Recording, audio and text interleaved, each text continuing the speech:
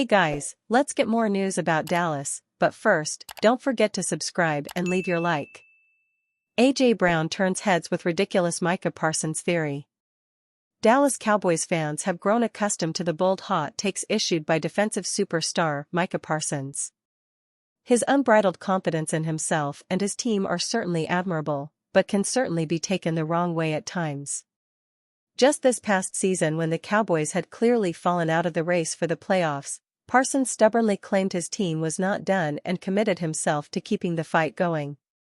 Again, there are qualities there that should be taken in a positive way, but in some cases, it can be difficult to take him seriously. However, Parsons' style and swagger always leaves one thing for certain: he is committed to his franchise. Both by his musings on his podcast and his performance on the field, Parsons leaves no doubts about his intentions to compete and represent the Cowboys on the national stage.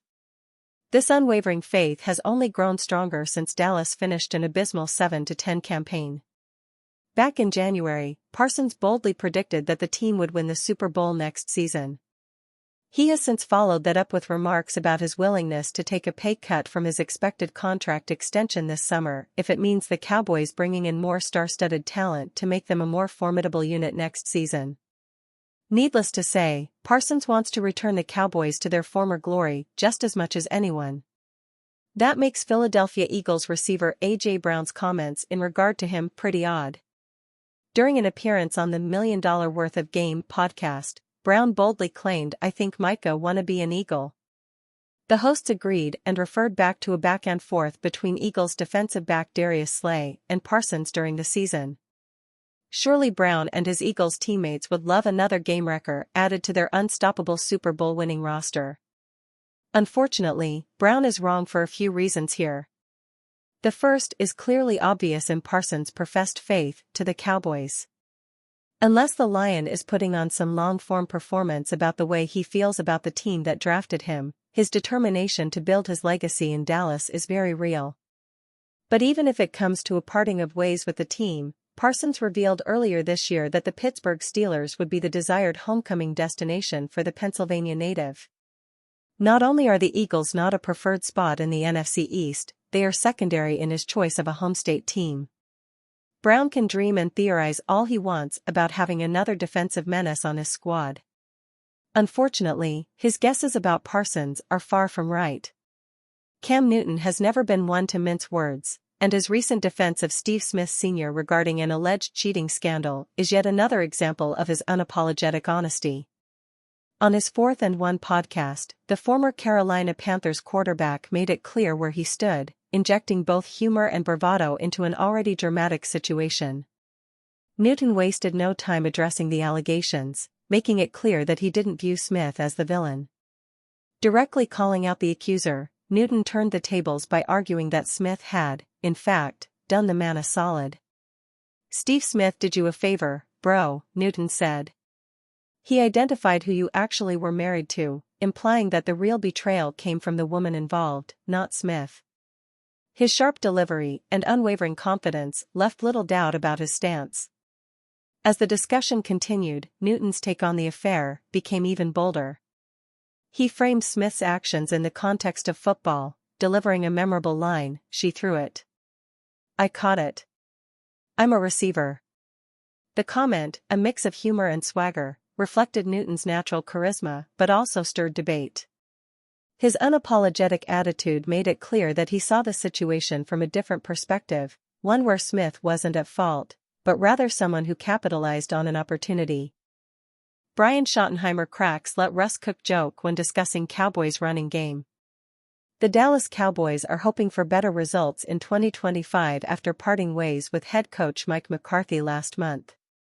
They've since promoted offensive coordinator Brian Schottenheimer to the position and will look to improve upon their uncharacteristically low 20.6 points per game scored last season, which was good for just 21st in the NFL. More specifically, Dallas needs to get their run game going again.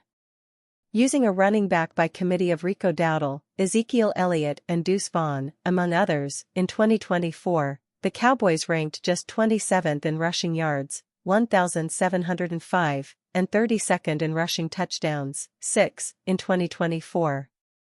Schottenheimer was asked about improving this aspect of the team's offense at the NFL Scouting Combine on Thursday. Before answering seriously, he cracked a pretty funny joke. "I got in trouble for letting Russ cook a little bit back in Seattle," Schottenheimer said with a smile, referring to Russell Wilson, who was his quarterback while the OC of the Seahawks. Some people got the joke, some people didn't. For those unfamiliar, "let Russ cook" was a phrase used by NFL fans a few years ago who wanted the Seahawks to stop running the football all the time, and instead let Wilson take more control of the offense. Schottenheimer then pivoted to his real answer. "No, at the end of the day, you have to be able to run the football," he explained. "We've made a commitment that we want to be great on both sides of the line of scrimmage." Dallas holds the number 12 pick in the 2025 NFL Draft. The insider who publicized the rumor of the Dallas Cowboys making an effort to trade for the number 1 pick in the upcoming NFL Draft didn't even sound very convinced of it. And there is a reason for that. "I don't like to traffic in stuff I've heard because I don't know how accurate it is," Mike Florio of Pro Football Talk said in a Thursday visit with Sean and RJ on 105.3 The Fan. "But I did have somebody tell me that the Cowboys have talked to the Titans about moving up to number 1. Florio added, "I don't know how accurate it is."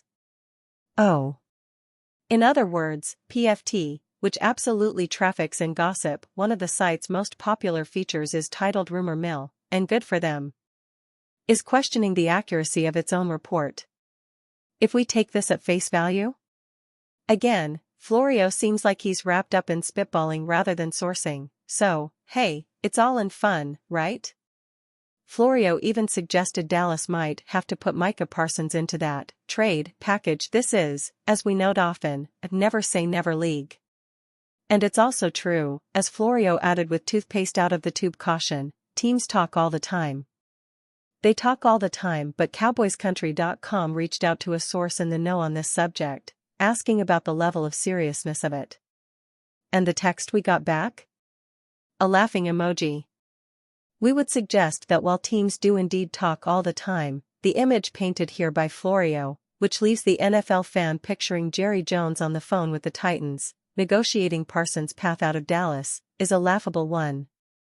But we will say this, we bet that today, business is booming on the rumor mill. Titans could make major trade with Cowboys ahead of NFL Draft, insider. The Tennessee Titans have an opportunity to alter the fate of their franchise in April when they are on the clock with the first overall pick in the 2025 NFL Draft. Several prospects at key positions are worthy of the selection, but Mike Florio from Pro Football Talk said on Thursday that he heard the Dallas Cowboys could make a move for the number 1 pick. "You hear all sorts of stuff," Florio said about the rumors at the NFL Combine. "But I did have somebody tell me that the Cowboys have talked to the Titans about moving up to number 1.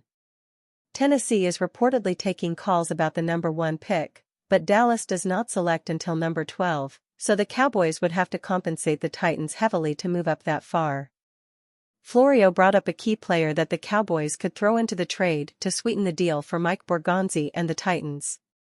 "Now I think a lot of teams talk about moving around, but that's a jump," said Florio about the Cowboys potentially moving up 11 spots. "I don't know what you would have to put into that or whether you'd have to put Micah Parsons into that package. The Titans certainly need an edge rusher, and Parsons is one of the best in the business.